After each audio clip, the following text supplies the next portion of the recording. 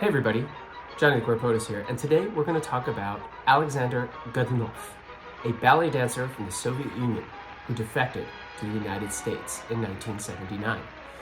We'll see how his defection caused an international incident that required the attention of Soviet Premier Leonid Brezhnev and United States President Jimmy Carter, and how a series of high-profile defections from the USSR led to what became known as the Year of the Spy.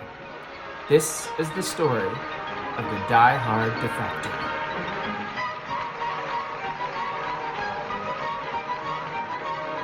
In 1985, the Soviet production company Mosfilm produced a two-part miniseries called Flight 222.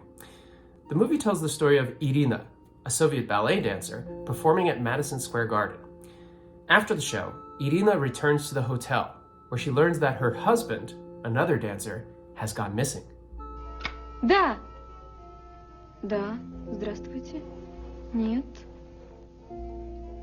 Не знаю, где он. Later, Soviet agents accompanying the dance troupe deliver shocking news. Он попросил убежище. При чем тут убежище? Он меня бросил. Бросил и все. The film is based on a real-life event which took place in New York City in August of 1979, where the Bolshoi Theater Ballet Company had stopped on its international tour. Americans from all over the country came to see the dazzling costumes and the unparalleled performances of one of the world's most renowned dance troupes. But audiences were especially entranced by one of its lead dancers, a tall, beautiful dancer with long, flowing blonde hair named Alexander Godunov. Godunov did not match the stereotypical view Americans held of Soviet citizens. Earlier that year, American ballerina Cynthia Gregory said of him, "I wish Alexander Godunov would defect for me. I love his Prince Valiant look, and he's so exciting." Godunov was born on Sakhalin Island on the far eastern side of Russia and moved to Riga when he was 7 years old to study ballet. In 1971, he joined the Bolshoi Theater, one of Russia's oldest and most famous theater companies.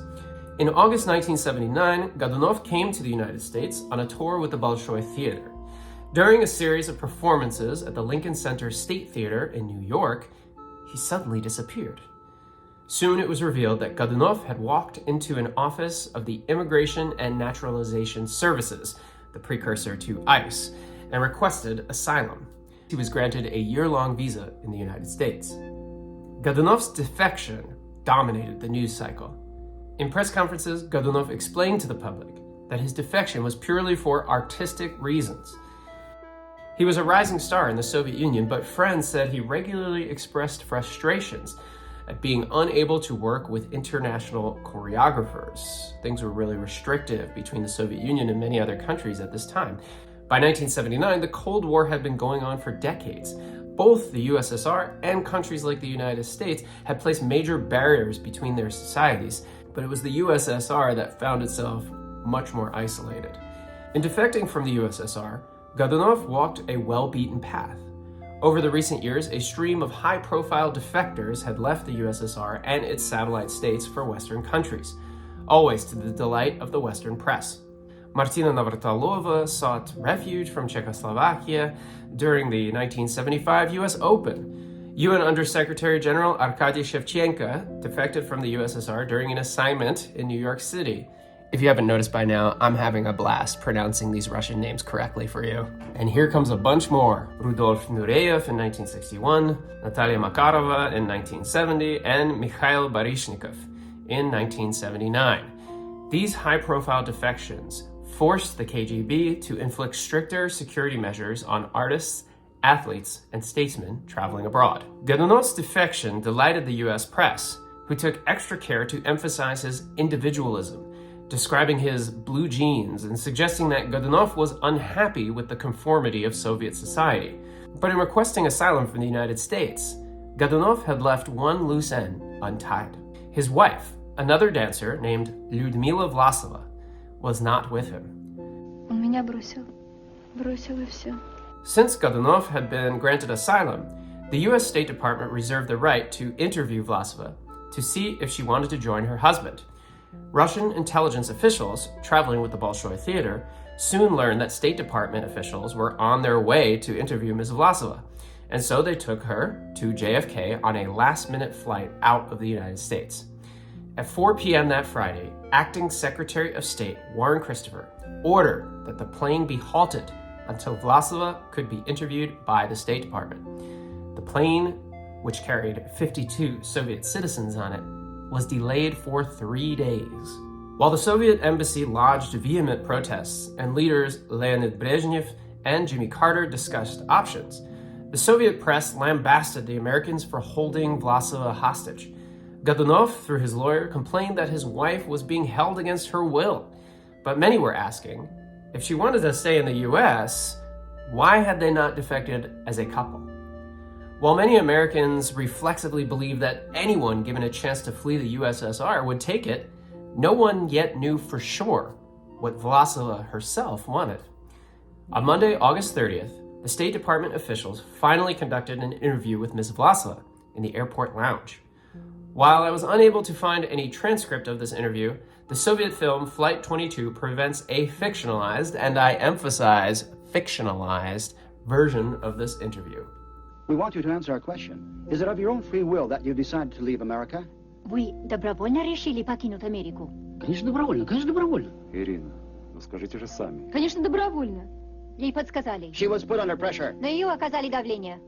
Finally, State Department officials were forced to admit that Vlasova intended to return to the USSR of her own free will. And so she did, at 6:39 p.m. that evening. Vlasova returned to a hero's welcome, and shortly after the incident, she divorced her husband.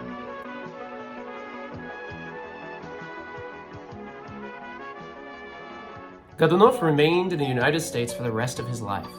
In 1982, he joined the American Ballet Company, directed by Soviet defector Mikhail Baryshnikov, but soon had a falling out with him and left the company. Godunov continued to dance, but his career took a turn in 1985, when he was cast as an Amish farmer in the 1985 film Witness. Godunov's life as a Hollywood star continued with a notable appearance in The Money Pit with Tom Hanks and Shelley Long, and finally as a German henchman in the 1988 action classic Die Hard. Sadly, Godunov struggled with alcoholism throughout his time in the United States, and he died of hepatitis related to chronic alcoholism in 1995. In the years that followed Alexander Godunov's high-profile defection from the Soviet Union, a period of increased tension between the US and USSR ensued. The election of Cold Warrior Ronald Reagan to the presidency had initiated a new era of suspicion between the two nations. The Soviets had experienced a series of political setbacks: the death of Premier Leonid Brezhnev in 1981, followed by the death of two Soviet premiers. Needless to say, whatever the case may have been internally, externally, the Soviet Union looked like it needed to get its house in order. Back in the United States, the fight to encourage defections continued. And in 1985, Mikhail Baryshnikov starred alongside Gregory Hines in a movie about a ballet dancer who defected from the Soviet Union. We're landing in Russia! Welcome home, Nikolai. You're being used. They're trying to kill you. In 1984, a series of high-profile communist spies were arrested by the FBI, including John Anthony Walker, a naval officer who was selling government documents to the Soviets. As a result, 1985 became known as the Year of the Spy. And the movie Flight 222, which came out that same year, was in many ways the Soviet Union's answer to the Year of the Spy. The other notable event to take place in 1985 was the ascendancy of Mikhail Gorbachev as leader of the Soviet Union. Over the course of the next years, Gorbachev would institute liberal reforms. Ronald Reagan, much to the chagrin of his party, would endorse the new leadership and work with the new premier. And the slow thawing of relations between the two countries would see the downfall of the USSR and the end of the Cold War. Or is it? Thanks everybody for tuning in, and sorry about that creepy ending. This was a story I just came across while I was researching about Jimmy Carter, and I just found it absolutely fascinating. I wanted to share it for you. I wanted to show off how good I am at pronouncing Russian names.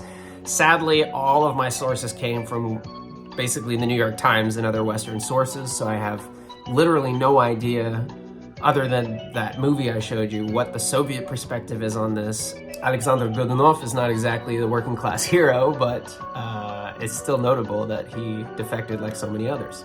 So thank you so much for watching this video. Don't forget to like and subscribe, become a member of my Patreon page. Links in the description below.